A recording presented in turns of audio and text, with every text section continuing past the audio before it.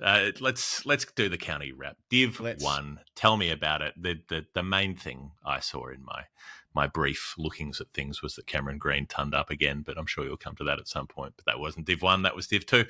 Anyway, let's get into it. Yeah, the county wrap. I feel like we need a sting here, like with you and I rapping about the county championship. That would be we should be fired from our own show if we do that. We should be jailed. Jail for mother for 1,000 years. Two blokes in their 40s rapping's not the right thing to be doing. Well, you're saying that unless you're the Beastie Boys. I mean, you kind of rap when you do your spoken word thing, right? You've kind of got you do your sort of that's the intonation in the way. The last time that I was bathtub sick, I was supposed to go to perform at a festival called Hills Are Alive Festival in sort of outside Victoria, which is like an amazing small festival run by some friends of mine, and I was on the bill there. I was going to go and perform, and that was the last time I thought of that over the weekend, because that was the last time where I've been like, I really want to be somewhere doing something, and I can't go like 10 minutes without vomiting on myself.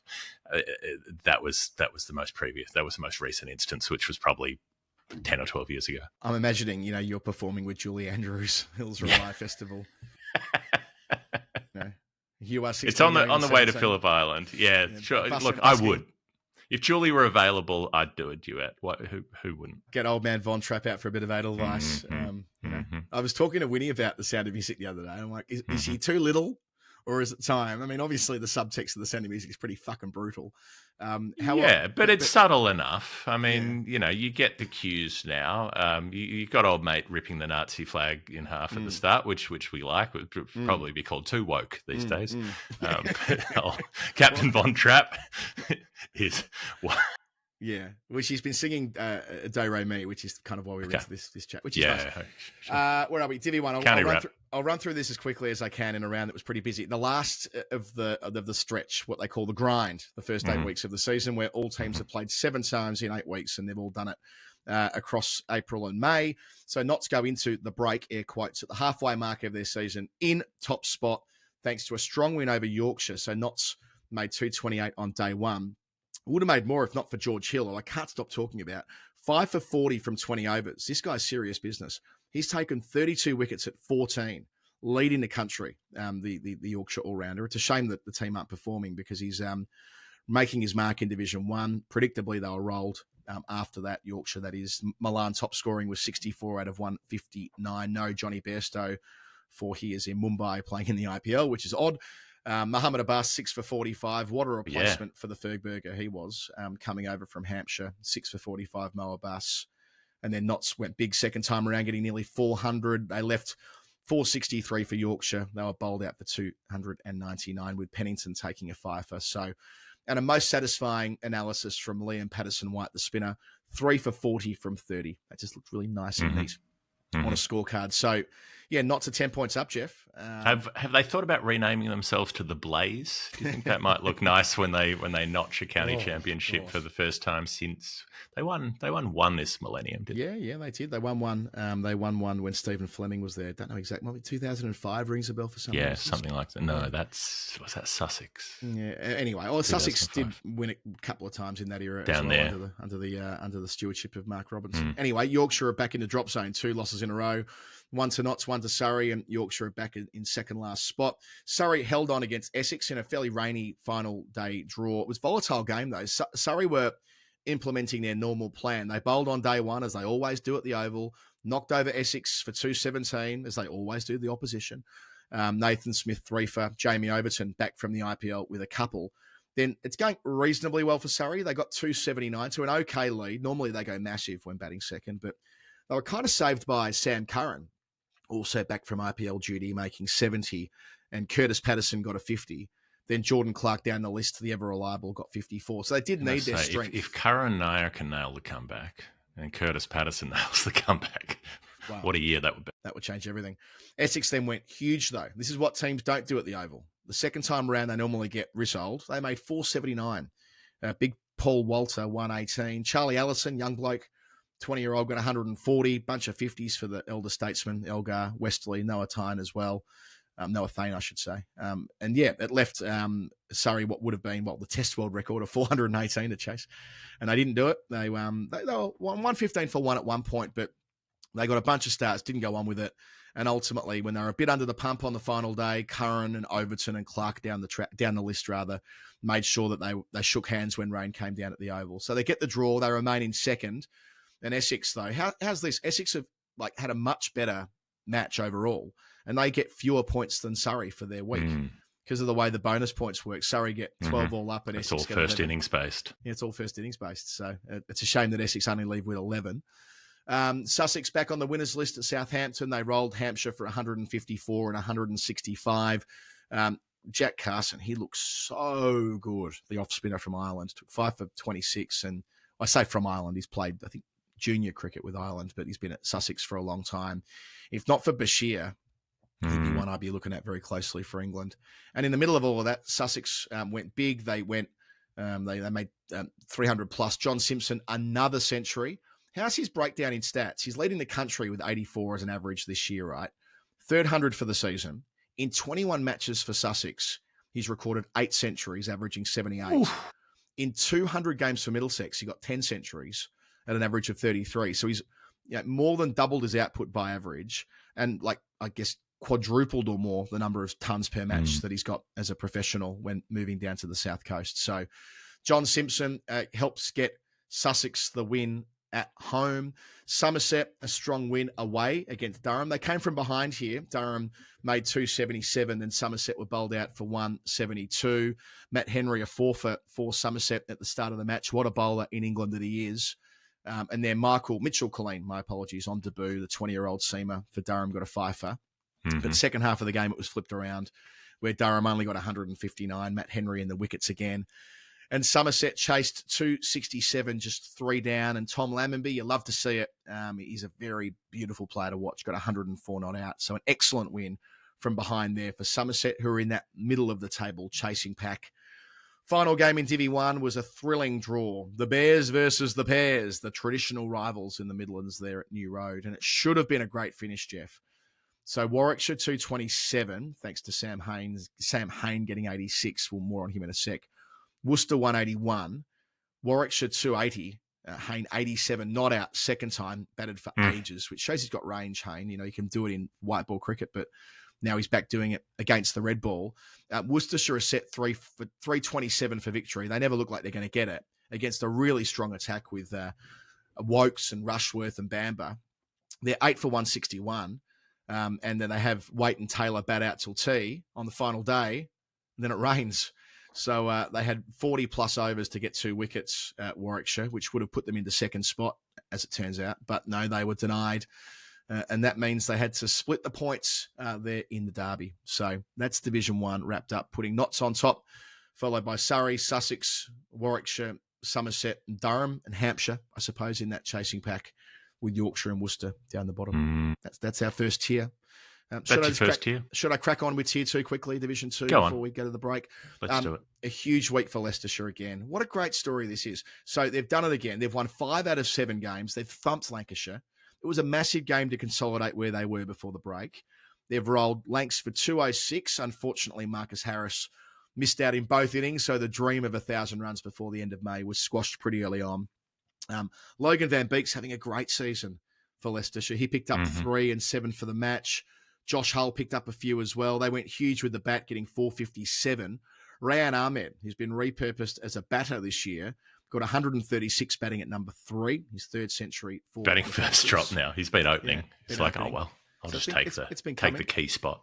And yeah, Lewis Hill got a century as well. Lancs did a little better in the second innings with 248 to lose by an innings and 3 runs. So at the halfway mark, Jeff, the Foxes have a proper buffer. If you're talking about promotion, they're 42 points ahead of 3rd.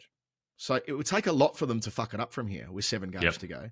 As long as they accumulate some points and don't lose many games, they will be in Division 1 next year. And they may well take Derbyshire with them. Derby, who are going stroke for stroke with them, they pounded Kent by an innings and 14 at home. So they made 587 for 5 declared. No Zach Crawley, no Kent. I've always said that. Caleb Jewell, Tasmania's star, got 232. Wayne Madsen, the veteran captain, got a century. And then they rolled Kent twice. And that means that, Derbyshire are in second spot. They're still 21 points behind Leicestershire for winning the comp. But, it's really about promotion when you're in Division 2. But Glamorgan are holding on as well. Glamorgan touched up Middlesex at Cardiff. They got 383. Sam Northeast, a century. Kieran Carlson got one as well. 2 favourites to the final word for different reasons. Then they bowled out Middlesex for 155 and then 235. They were nowhere, Middlesex. Matt Kuhneman picking up a sixfer for the Welshman in his brief stint down there at Cardiff. So good news for Australia's, I guess you'd call him, second spinner in the lead up to the World Test Championship final in the event that Nathan Lyon got injured. And on that front, Marnus missed out again. He got 23. He was out to Ryan Higgins. So no more red ball cricket for Labuschagne until the final. And speaking of the final, Cam Green makes it almost impossible that he'll miss that 11. Another century in a draw for Gloucestershire at Wantage Road. Northants got 469 before that. Saif Zaib, another century, his third for the season. Gloss got 379 for 8. They declared behind after Green's 118 not out. Back-to-back centuries, Jeff. Then Northants, they did set up the game a little bit by making 259 for 6, but it was never going to happen. There wasn't enough time when they shook hands in the rain there at Northampton. So Cameron Green looks a lock. Who knows what that means for Bo Webster and Sam Constas, and who knows, maybe Josh Inglis making runs in the IPL, and where Labuschagne fits into all of that. So a bit to play out, but yeah, Leicestershire, Derbyshire, and Glamorgan are the top 3. There we go. Foxes promotion. They could even lose games as long as they get some points out of them. You can still sneak a few points here and there for your first innings runs and wickets and whatnot. Okay. It's time for a break, and then we're going to talk to Hayley Fuller from the Edinburgh Marathon. We're going to talk to Ben Jones about the IPL. We'll be back. It's Ep 15 of season 18. Adam Collins, Jeff Lemon with you. We've been here in this season so far, partly due to the support of Odin Mortgage and Tax. Better get the name right. If they're supporting us, we better get it right, Jeff. Odin, Odin Mortgage and Tax. In some respects, a Norse god. If you're wondering about the provenance, I don't know what the original god Odin's position was on tax and on mortgages. The one known as the Allfather, the one that Terry Pratchett parodies as the Hogfather, I assume. God of death, god of war, god of poetry, god of magic. No, those things are not all the same. No specific mention of taxation. Just trying to think about what a great nickname the Hogfather would be. It's very cricket room, dressing room stuff, that is. It's very...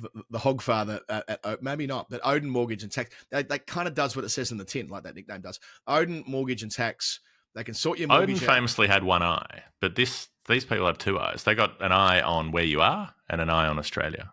You live overseas, but you got financial affairs in Australia, that's their job. 100, make that 2,000. 2,000 clients. 2,000 clients. Across the 40 countries they've worked in already, which will, of course, be more across the years. They're doing their thing. They're blazing their trail. Mortgage consultations for free. So, if you want to get your shit together before going home, don't do it without calling Odin.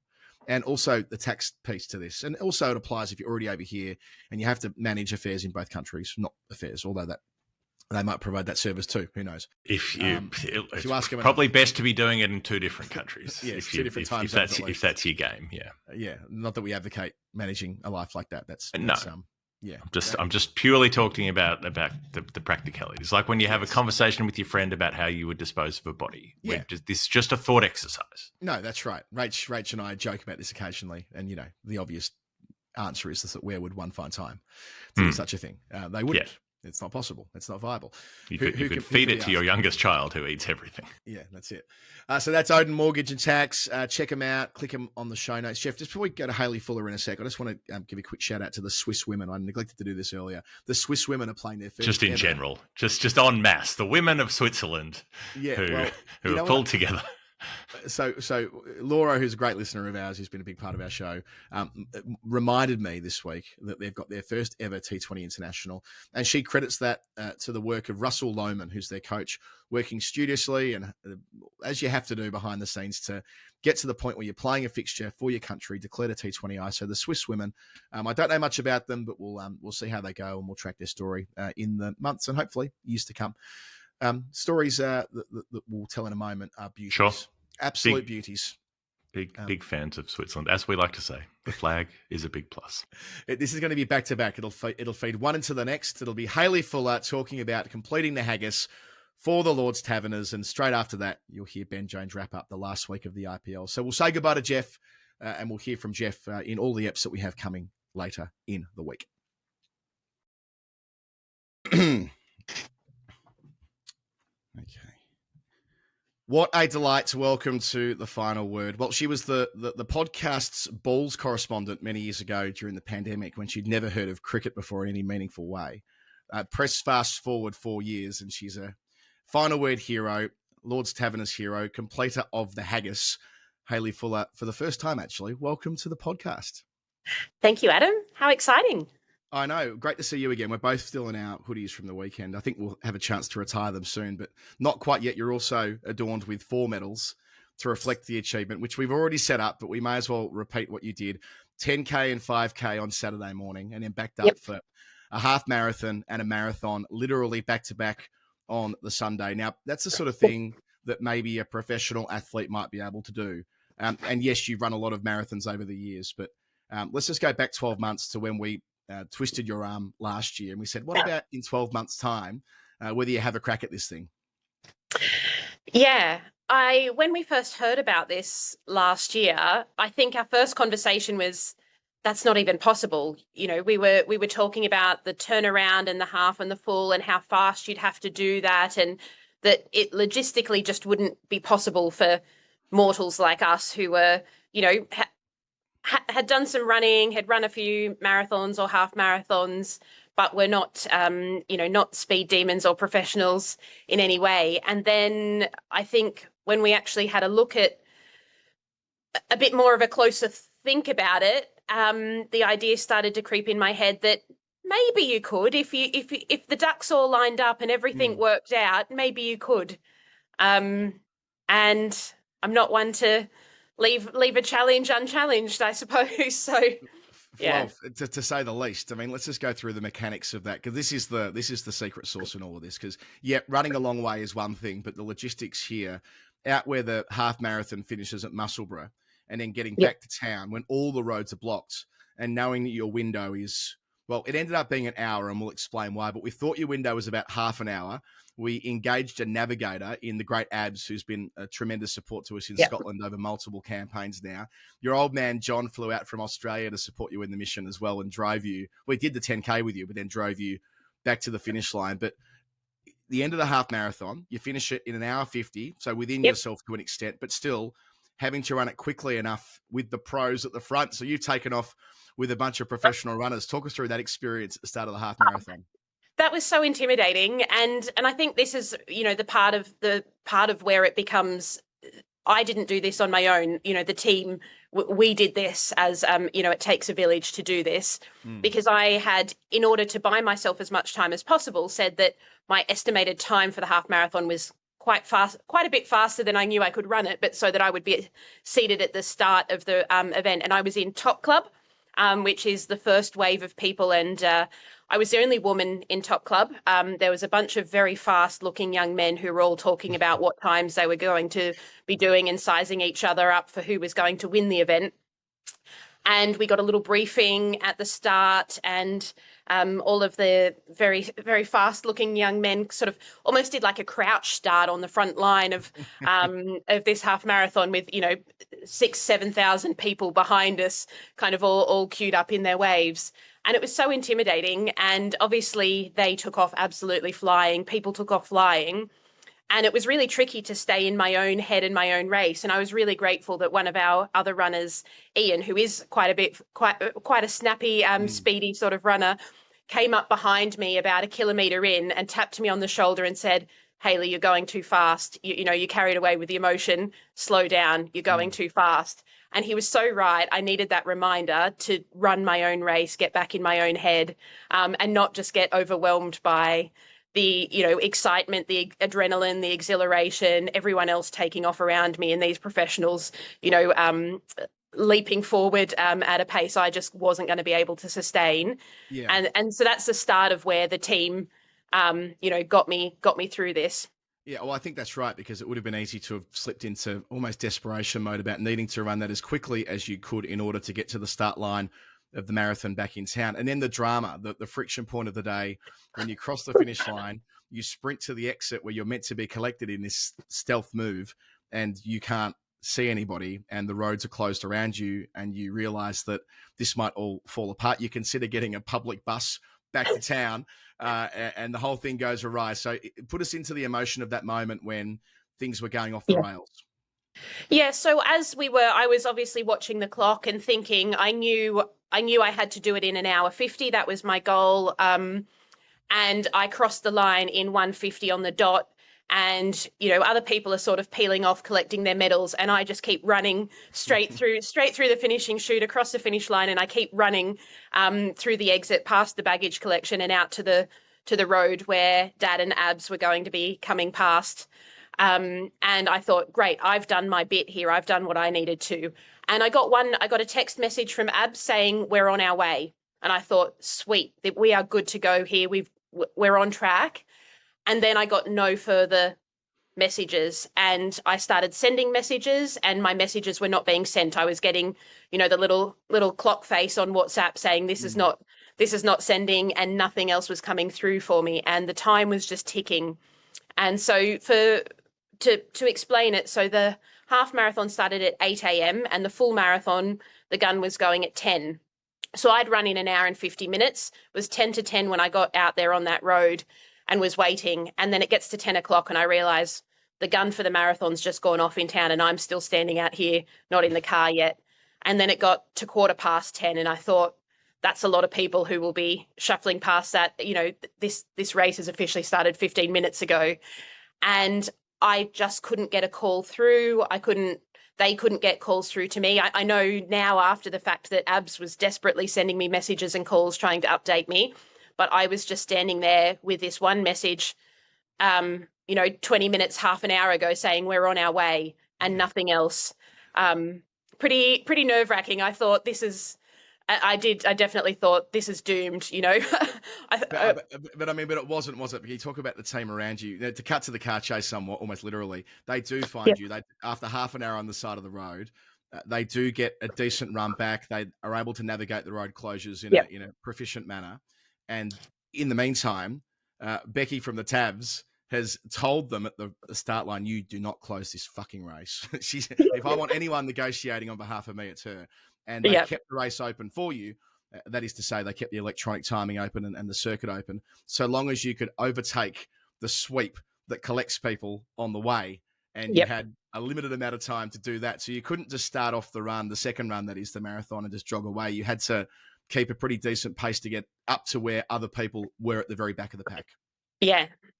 That was the most surreal experience I've had in, running, really, because so I get to the start line and thank God for Becky, not just for keeping it open but because all of the event organisers, they're doing, this mammoth event they're all off collecting litter, packing down barriers and things like that. There was no one there. I've just sort of arrived at the timing mat and what was the start line and sort of, just got there and thought, all right, I've got here. But everything, obviously the start and the race has taken off and it's gone off ahead of me. And Becky and Catherine, one of our other supporters for the weekend, were there and, reassured me. They'd spoken to the organisers. I was good to go. Let's go. Becky says to me, do you want me to run with you?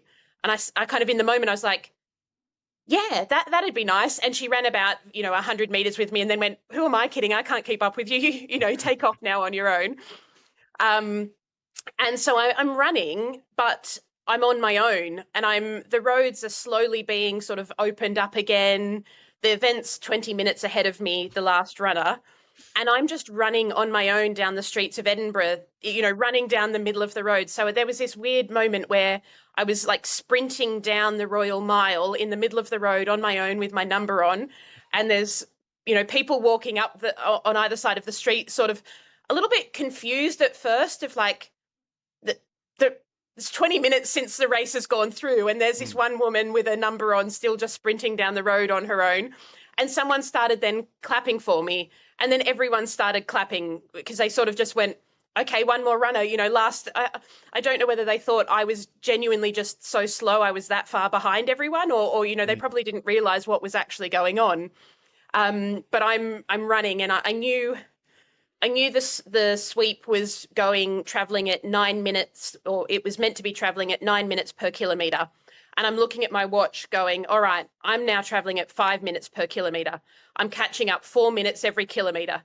And it's about half an hour ahead of me. And I was just kind of ticking it off of like, I've got to push this pace for half an hour or more, and I'm going to keep catching it. And there were event organisers sort of packing things down around going, hold on, what's going on? Why are you behind the sweep? And I had to keep stopping and explaining to them, yeah, it's because I'm doing the whole haggis and I missed the start. I started behind the sweep, but I'm catching up to it. And they're all just going, you've got to get ahead of the sweep. And I'm like, yep, I know, I'm off I go. And a few of them were like, clearly you're moving faster than the sweep.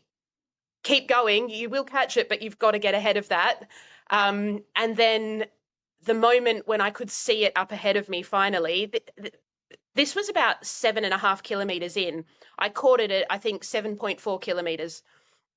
And when I saw it up ahead of me, I just thought, thank God, because I was running through streets for 7 kilometers on my own, not completely on my own, kind of, am I even in this race? And I sort of, is this counting? Is this, am I doing the marathon? I'm running the marathon, but I'm not in the marathon. Right. Is this going to kind of halfway through, someone's going to go, no, love, you've missed it now. Or am I actually going to catch up and do this?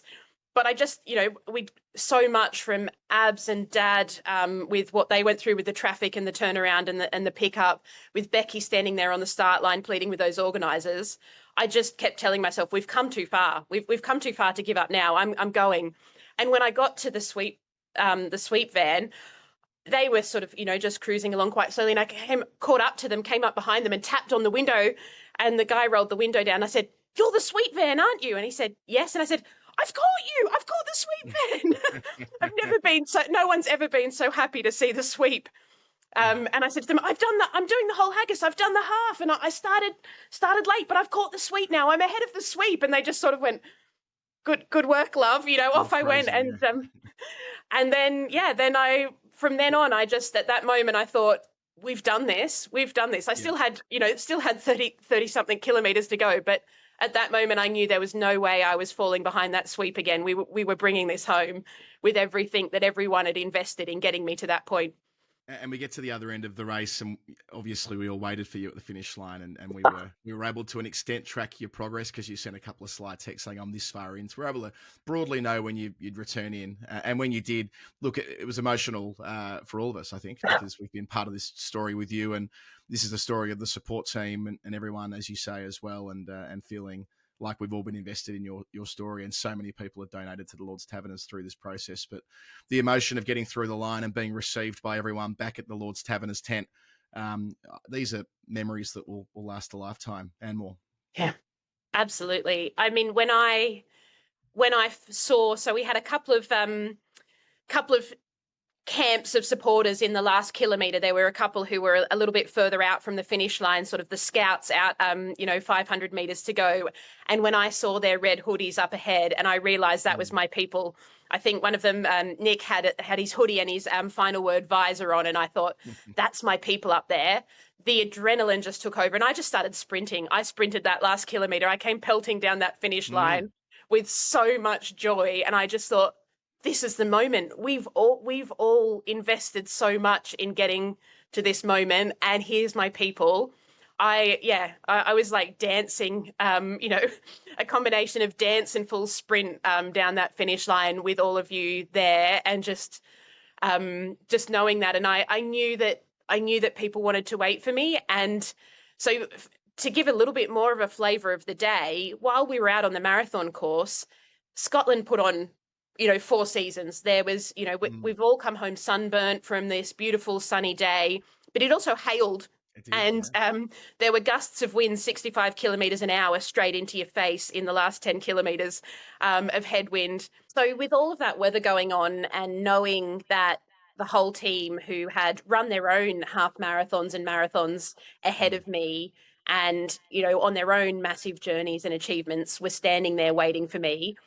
That, in my mind, as I was coming home, you know, my legs were cramping up, and it was getting a bit tough with everything going on. But I just kept thinking, these people who've done their own journey, they're waiting there for me. I don't want them waiting in the rain any longer. I don't want to be out here in the rain and the hail any longer. They've been through all of that themselves. I've got to get myself there to them. Let's get to these people. And that's playing through my mind as I'm coming home, thinking, all I want right now is I just want to get to my people. I want to come down that line with them. I want to hug everyone. I want to get all of us to get out of the rain and go to the pub. And that's just playing in my head for the last hour or so of, we're on the home straight now, but it's a bit of a long home straight, but let's get to these people who've done their own achievements and missions all day and are waiting there for me. In closing, you had a very close relationship developed with one of the Taverner's members who has been through the programs, Imogen, who not only wrote you a beautiful big sign that was held at both the London Marathon, which you also ran, of course, and here, but also sent you through a beautiful voice note that you were directed to listen to only when you were struggling in the marathon. And I know that you were deeply moved by that. And I suppose that's a nice place for you to explain that. And in doing so, one last push for people to support the Lord's Taverners in our efforts to raise as much money for them as we can and why it matters. Yeah, I would. Imogen's story is, there's a video on our fundraising page. You might have watched it if you have already clicked the link and donated.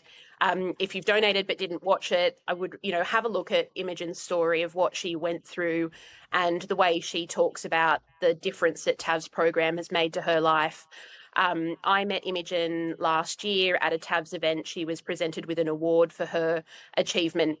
And I say Imogen, but it's Imogen and her mum, Steph, who is Imogen's, you know, supporter all along the way, who's homeschooled Imogen during some really dark and difficult times in her life. Imogen's now back at school. But in that process of going through TAV's program, Steph's also done her coaching certificate because she's been there supporting Imogen, and what they are both now doing as role models for young women in cricket or not in cricket per se in kind of the professional sense, but young girls who want to have a go and play cricket. So it's Imogen and her mum, Steph. I met them last year at an event, and I was speaking to them about how moved I was by their story. And I said, I'm running these events, and Imogen, your story is, you know, the story I'm going to tell as my inspiration for supporting TAVs. And Imogen looks at Steph and says, why is she inspired by me? She's running she's running 2 marathons. And ever since I've seen them and spoken to them at TAVS and had this beautiful relationship and updated them on my progress. They've updated me as Imogen was going back to school after her challenges, and I've updated them as I was going. And Imi was there at the finish line at London Marathon with this beautiful sign for me, and she sent this voice note, and I didn't actually know it was a message from Imogen. I'd just been sent it by my partner, Dr. Jones, sent me the morning as I was heading to the start line this audio clip, and he said, play this audio clip when things get tough out there. And I thought it was a message from him, or maybe he'd got, you know, together the group of all of our team who were up there. And when it started playing and it says, you know, this beautiful little voice comes in and says, hi, Haylee, this is Imogen. I just started bawling. I'm out there. I'm at kilometre 30 in the marathon, and I just started absolutely crying, realising that this was a message from Imogen. And she gave me this beautiful tip. She said, sometimes when, you know, time's going really slow, and what she does to get her through things is she thinks of a movie she really likes and she replays the movie in her head over and over again, and it makes the time pass. And I just was out there, and I think perhaps like the emotion of everything, I was trying to think of a movie, and I just, something about, you regress to childhood or something. So I'm just like, I'm replaying Jurassic Park, velociraptors chasing me around the kitchen kind of, scenes in my head, and just thinking of Imogen and laughing and crying while I'm out there on this course. But yeah, afterwards, when we got through, I got these lovely messages, or saw these lovely messages from Steph saying Imogen is screaming the house down because she's just got the message through that Hayley's made it. And yeah, such a beautiful relationship. But watching what TAVS has done for the life of Imogen, and seeing what a beautiful, strong, incredible and inspiring young woman she is, that's made me more and more invested in TAVS and the mission because of that story, and witnessing this young woman